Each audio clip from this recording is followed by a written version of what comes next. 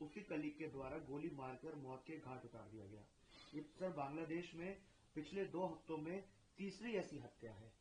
देखिए, बात यह है कि बांग्लादेश अब हेट क्राइम्स का अड्डा बनता चला जा रहा है। एक दोस्त ही दोस्त का खून का प्यासा बन गया है। क्यों?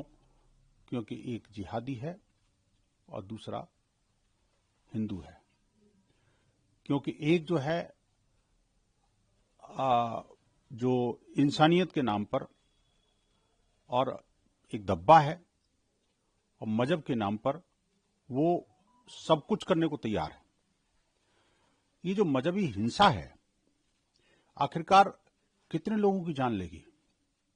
उस बांग्लादेश के अंदर जो कि बंगाली संस्कृति के लिए जाना जाता है, वहां सारी की सारी बंगाली संस्कृति को ध्वस्त करने के जो सुनियोजित षड्यंत्र चल रहे हैं वो बेहद खतरनाक है। जिस प्रकार से वहां पर ईश निंदा के नाम पर किसी को भी फंसाओ और गोली मार दो, जलाओ और जश्न मनाओ। आखिरकार कब तक चलेगा? ये बेहद शर्मनाक है। और मजे की बात यह है कि बांग्लादेश की सरकार इन सब चीजों में मूक दर्शक है। ये जो कट्टरपंथी जिहादी तत्व जो है न सिर्फ हिंदुओं को मार रहे हैं बल्कि वहां की प्रॉपर्टी को भी जबरदस्त तरीके से नुकसान पहुंचा रहे हैं।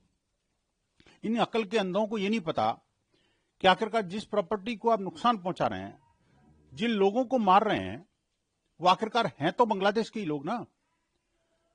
कोई विदेशी तो है नहीं, कोई इन्फिल्ट्रेटर तो है नहीं। आपको कोई नुकसान तो किया नहीं उन्होंने। अभी रिसेंटली जो जिनकी किलिंग कल हुई है उसका एक ही कसूर था।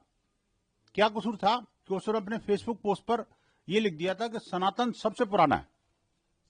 बताओ, यही हेट क्राइम हो गया? यही इस्लाम के खिलाफ हो गया? इसी को ईशनिंदा बोल देते हैं। अब आवश्यकता इस बात की है कि जितने भी दुनिया के अंदर इस्लामिक तंजीमें हैं, जो अपने आप को उलेमा कहते हैं, मौलवी कहते हैं, जो इस्लाम के जानकार कहते हैं, विद्वान कहते हैं, जो कुरान को, हदीसों को जानते हैं, उनको लगता है फतवा जारी करने का समय आ गया। वो स्पष्ट रूप से कहें क्या इस तरह के वक्तव्य या इस तरह के काम इस्लाम सम्मत है कि नहीं है।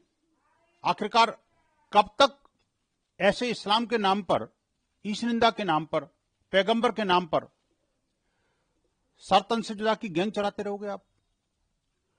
लगातार हिंसा, आतंकवाद, अतिवाद और जो आक्रमण की जो नीति है वो चला करके भी आप अभी भी ये कहोगे कि इस्लाम शांति का धर्म है।